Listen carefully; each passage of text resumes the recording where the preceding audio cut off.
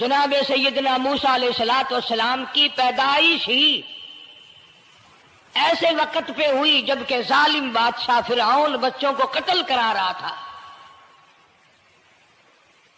نجومیوں نے خبر دی، اطلاع دی کہ ان دنوں میں ایک بچہ پیدا ہوگا جو تیری حکومت کے لیے، تیری بادشاہت کے لیے زوال پیدا ہوگا، تباہی کا سبب بنے گا، بربادی کا سبب بنے گا۔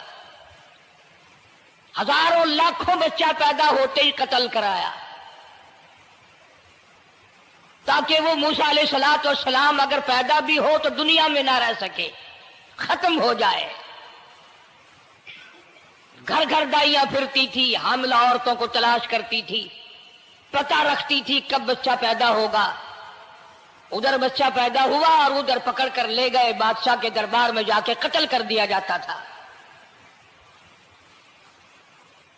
لیکن اللہ پاک کی ذات بھی بڑی بے نیاز ہے، وہ اس کی مخلوق کسی کے ختم کرنے سے ختم نہیں ہوتی، وہ خود ختم ہو جاتے ہیں۔ اللہ کی مخلوق کو کوئی نہیں ختم کر سکتا۔ سیدنا موسیٰ علیہ الصلوۃ والسلام کی والدہ کو اللہ پاک نے سمجھا دیا، اطلاع کر دی کہ تم نے اپنے بچے کو کسی کی خبر نہیں دینی، کسی کو اطلاع نہیں دینی، بتانا نہیں ہے کسی کو، بلکہ اللہ نے موسیٰ علیہ السلام کی والدہ کے دل میں القاء کیا کہ تم ایک لکڑی کا صندوق بنواؤ، اس صندوق میں موسیٰ علیہ السلام کو ڈال کر دریا میں ڈال دو۔ والدہ موسیٰ نے حکم کی تعمیل کرنے کے لیے درخان کو لکڑی کی پیٹی بنانے کے لیے کہا، خود تو بیچاری نہیں جانتی تھی بنانا۔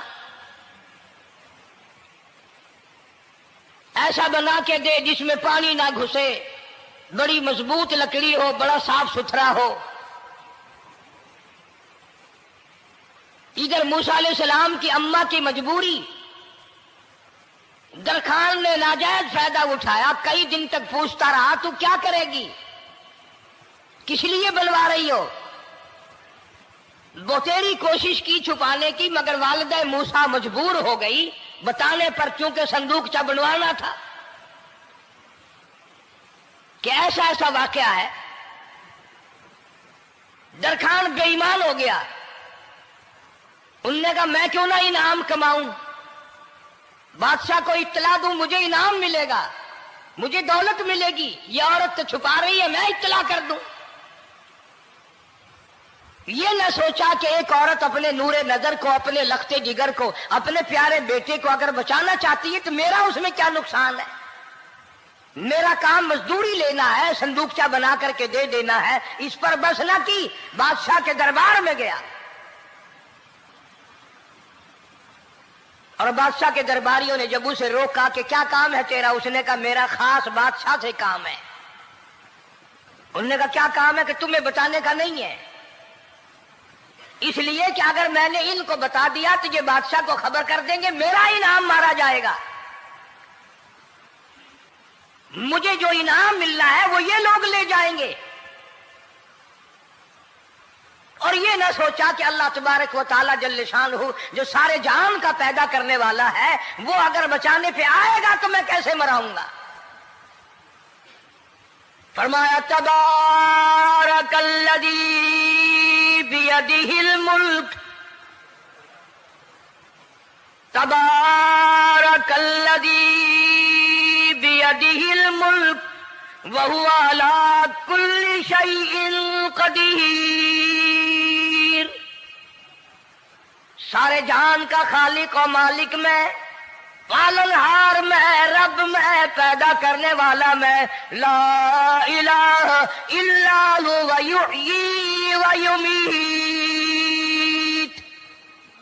زندگی دینے والا، مارنے والا، ختم کرنے والا میں ہوں، کوئی میرا اس معاملے میں شریک نہیں، کوئی میرا ساجی نہیں، کوئی میرا ہمسر نہیں۔ تولج اللیل فی النہار وتولج النہار فی اللیل، رات کو گھٹانا، دن کا بڑھانا میرے اختیار میں ہے، کوئی میرا شریک نہیں۔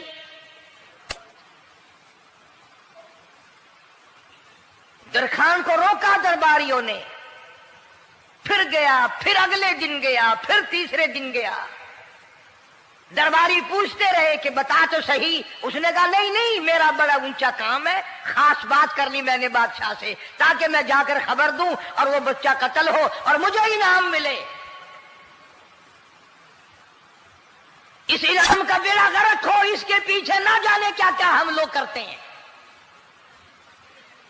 کسی کا گلا کٹتا ہے تو کٹے، کسی کا بیڑا غرق ہوتا ہے تو ہو، کسی کی جان جاتی ہے تو جائے، ہمارے پیسے بنے۔ نقلی دوا بنانے والوں نے کبھی نہیں سوچا، ظلم کرنے والے ڈاکٹروں نے کبھی نہیں سوچا، حرام خور افسروں نے کبھی نہیں سوچا ہم کیا کر رہے ہیں، کیا اثر پڑے گا، کس طرح اس کا نتیجہ نکلے گا۔ اللہ پاک فرماتے ہیں ربکم و رب آبائکم الاولین، تیرا بھی رب میں، تیرے باپ دادا کا بھی رب میں، اگر ان کا پیٹ میں پالتا رہا تو مجھے اپنی کبریائی کی قسم، بھوکا میں تجھے بھی نہیں ماروں گا۔ ظلم نہ کر، زیادتی نہ کر، حرام خوری نہ کر، کسی کو پتہ چلے یا نہ چلے، تجھے کوئی بڑا افسر پوچھے یا نہ پوچھے، حکومت تجھے کچھ کہے یا نہ کہے، اور اصل حکومت تو میری ہے۔ یاد رکھ جب میں پکڑوں گا، ان بطش ربک لشدید، جب میں پکڑوں گا چھڑانے والا تجھے کوئی نہیں ملے گا۔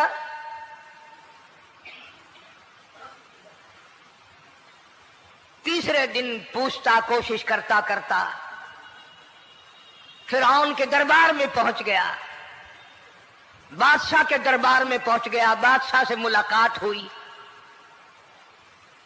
3 دن تک درباریوں نے پوچھا کہ بات بتا کیا ہے، انہوں نے کہا نہیں نہیں، خاص کام ہے، کوئی بتانے والی بات ہے ہی نہیں۔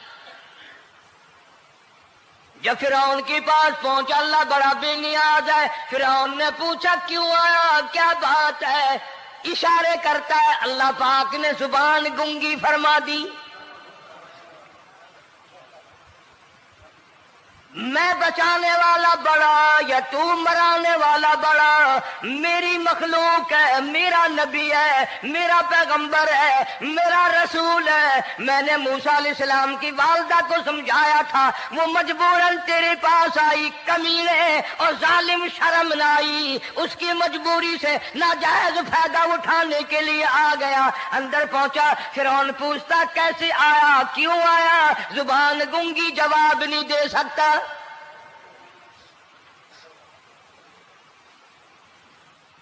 فرعون نے اپنے درباریوں کو بلا کے کہا تم نے اس گدھے کو اندر کیوں آنے دیا جو یہاں پہ بکواس کرتا ہے، مذاق کرتا ہے؟ اس نے کہا باہر لے کر کے اس کی لتریشن کرو۔ وہ ملازم چپڑاسی وغیرہ جو تھے پکڑ کے باہر لے گئے، دے سر میں جوتا، دے اب ہم تیرے سے 3 دن ہو گئے پوچھ رہے تھے، بتا کیا کام ہے، بتا کیا کام ہے، بکواس کرتا ہے۔ اب بادشاہ کو جا کر کے پریشان کیا، مار مار کے کھوپڑی گنجی کر دی۔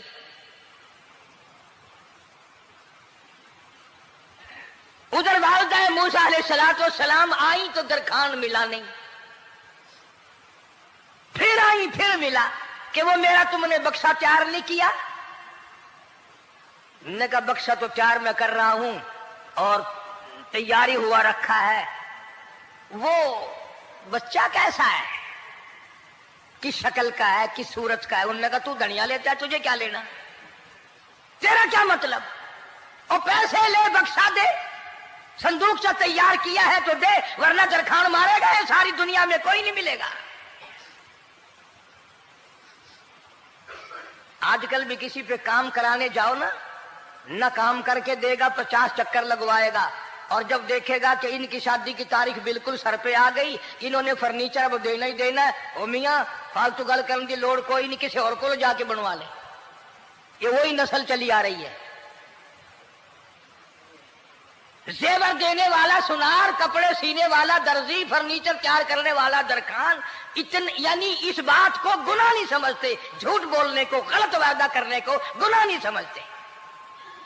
حالانکہ ارشاد فرمایا مدنی کریم صلی اللہ تعالی علیہ وسلم نے منافق کی 3 نشانی، سب سے پہلی نشانی یہ ہے اذا وعد اخلف، جب بھی وعدہ کرے گا اس کے خلاف کرے گا۔ झूठ बोलता रहेगा यूं ही, शाम को आना, कल को आना, सुबह को आना, फिर आना, फिर आना। बाज़ आदमी जो ये काम करते होंगे बेचारे नाराज हो रहे होंगे, सारी जिंदगी कुरान सुना, ये कुरान कौन सा आया जो हमारे पीछे पड़ गया। सबका जिक्र है कुरान में। मौलवी बदमाशी करते हैं, झूठ बोलते हैं, गलत मसले बयान करते हैं, पीर गलत कार्य, सबका जिक्र कुरान में है। चुनाचे मूसा अलैहिस्सलाम की वालिदा कहने लगी मेरा बक्सा तैयार कर। उनने कहा कल ले जाना। वो इनाम की जो हविस थी ना, वो ख्वाहिश अभी बुझी नहीं, सर में खल्ले भी लग चुके, जूतियां भी पड़ चुकी, मगर बाद नहीं आया। फिर गया अगले दिन कि कल मुझे पता नहीं हो क्या गया, मेरी जुबान में क्या हो गया था, आज तो मैं ठीक ठाक बोल रहा। अल्लाह की कुदरत देखो, वहां सिर्फ वहां गुंगा रहा, बाहर जब सर में खल्ले लगे ठीक ठाक हो गया, जूते सर में पड़े तो ठीक हो गया। और मूसा अलैहिस्सलाम की वालिदा के साथ भी बात ठीक ठाक करता है, अपने घर वालों से भी बातें सही कर रहा है, लेकिन दूसरे दिन कोशिश करके फिर पहुंचा। फिरौन कहने लगा हाँ कैसे, फिर गूंगा, फिर गूंगा।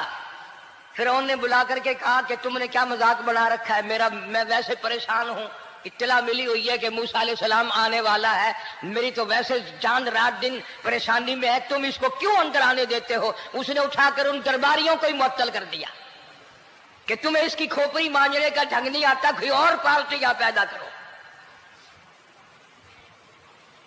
फिर बड़ा बाहर आकर के फिर बोलने लग गया। याद रखो ये जुबान भी, ये आंख भी, ये हाथ भी, ये पैर भी, ये सब अल्लाह के इख्तियार है। इसलिए कुरान करीम में अल्लाह पाक ने फरमाया यौमइदिन तुहद्दिसु अखबारहा, जमीन भी बोलेगी, हाथ भी बोलेंगे। अल यौमा नख्तिमु अला अफवाहिहिम व तुकल्लिमुना अयदीहिम व तशहदु अर्जुलुहुम बिमा कानू यक्सिबून।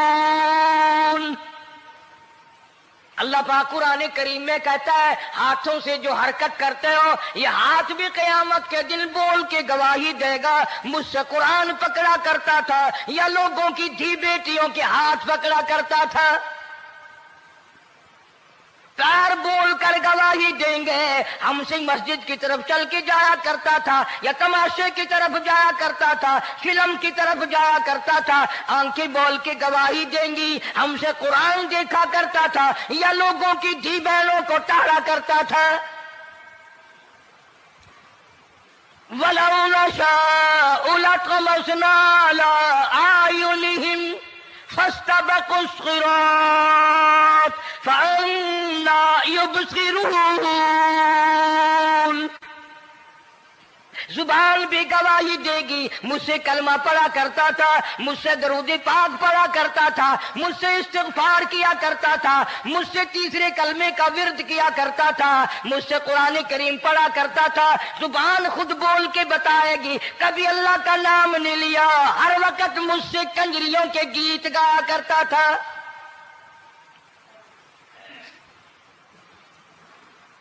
मूसा अलैहिस्सलातु वस्सलाम की अम्मा फिर आई, परेशान है। खैर जब दो तीन दफा उसकी खोपड़ी मांझी गई, पिटाई हुई, संदूक सा बना करके तो दे दिया। इनाम की फिर भी बेचारे को बड़ी तमन्ना रही कि मेरा इनाम मारा गया, मुझे इनाम मिलना चाहिए था, इसका बच्चा कत्ल होता, मुझे इनाम मिलता। चुनाचे वालिदा मूसा अलैहिस्सलाम ने मूसा अलैहिस्सलाम को संदूकचे में लिटा कर संदूकचा बंद करके दरियाए नील में डालने का फैसला कर लिया। जरा अंदाजा तो लगाओ, अल्लाह पाक अगर फिरऔन से बचाना चाहते हैं, मूसा अलैहिस्सलाम को जालिम बादशाह के कत्ल से बचाना चाहते हैं, तो ये कौन सी तसल्ली की बात थी वालिदा मूसा अलैहिस्सलाम के लिए कि दरिया में फेंक दो, वहां भी तो खतरात हैं, डूब जाने का खतरा, मर जाने का खतरा, जानवरों के खा जाने का खतरा, किसी के पकड़ने का खतरा। ایک خطرے سے بچا کر سینکڑوں خطرات کے حوالے کرنا، سینکڑوں پریشانیوں کے حوالے کرنا۔ لیکن موسیٰ علیہ السلام کی والدہ نے اللہ نے جو اشارہ فرمایا، اللہ نے جو القاء فرمایا، اللہ نے دیا، اس کو پورا کیا۔ او میرے رب، بچے یا نہ بچے، جائے یا رہے، مجھے تو تیری مرضی منظور ہے، تیرا کہنا مجھے منظور ہے۔ اگرچہ میرا چاند جیسا بچہ نور نظر ہے، لخت جگر ہے، میرا پیارا بیٹا ہے، پر میں تیرے حکم کو پورا کرتی ہوں۔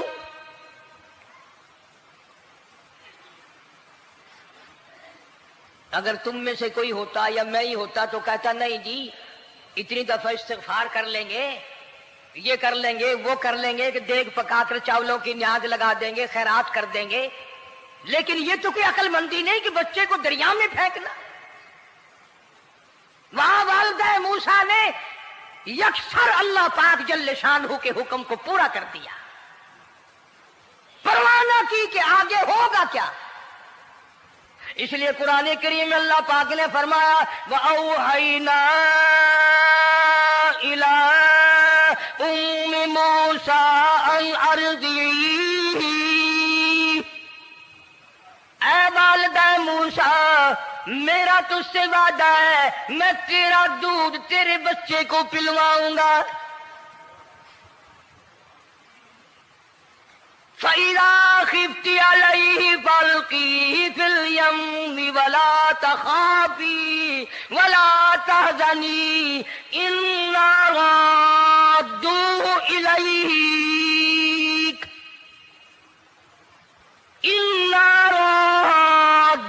إِلَيْكَ وَجَاعِلُوهُ مِنَ الْمُرْسَلِينَ۔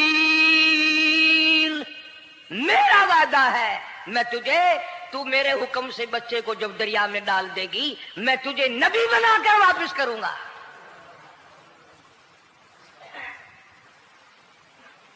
اور قرآن ایک گواہی دے رہا ہے کہ موسیٰ علیہ السلام کی والدہ نے، بہن نے مل کر جب دریا میں ڈالا ہے، قرآن گواہی دے رہا ہے کہ موسیٰ علیہ السلام کی والدہ کے دل میں نہ کوئی کھڑکا تھا، نہ کوئی دڑکا تھا، نہ کوئی پریشانی تھی، نہ کوئی خطرہ تھا کہ کیا ہوگا۔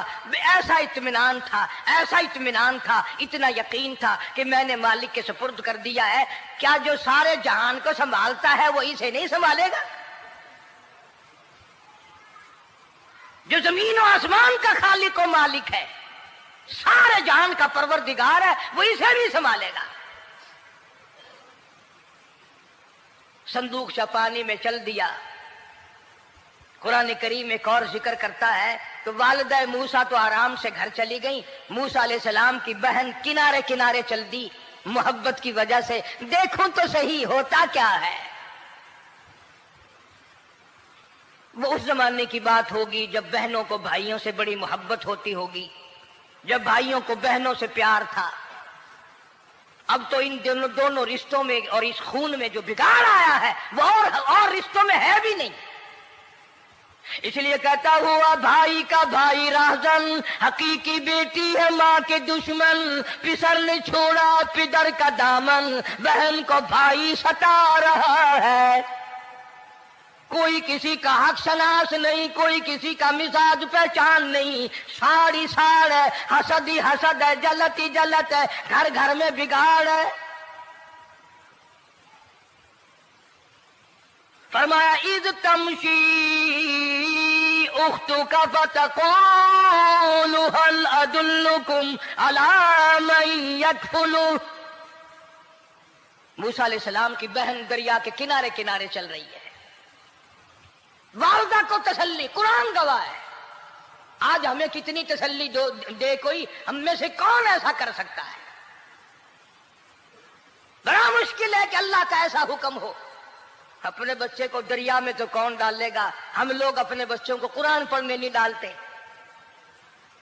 اس لیے کہ ہمیں قبر میں قرآن کی ضرورت ہی نہیں، نہ قیامت میں ضرورت ہے، نہ قبر میں ضرورت ہے، نہ موت کے وقت ضرورت ہے۔ ہمیں تو ہمارے مرنے کے بعد 2-4 دیگیں چاولوں کی پکیں گی، اور جب ملا اکٹھے ہوں گے انشاءاللہ وہ جنت میں پہنچا کر ہی جائیں گے، چاہے خود وہ دوزخ میں جائیں، مگر ہمیں وہ جنت میں ضرور پہنچا دیں گے۔ سیدنا موسیٰ علیہ السلام کی بہن دیکھ رہی ہے صندوق چلتا چلتا چلتا چلتا دریا کا وہ رخ لے لیا جو فرعون کے محل کی طرف جاتا ہے. صندوق ادھر چل دیا جدھر فرعون کا محل ہے دریا کے کنارے. پریشان ہو گئے موسیٰ علیہ السلام کی بہن. پھر اسی نہر میں داخل ہو گیا یہ صندوق جو نہر فرعون کے محل کے اندر جا رہی تھی. بڑی پریشانی ہوئی. یوں آتا ہے مفسرین نے کتابوں میں لکھا کہ موسیٰ علیہ السلام کی بہن دوڑ کر آئی اور روتی ہوئی آئی اور اماں کو آ کے بتایا کہ ایسا ایسا ہو گیا. کہنے لگی فکر نہ کر، میں نے دریا میں نہیں ڈالا، میں نے رب کے حوالے کیا ہے.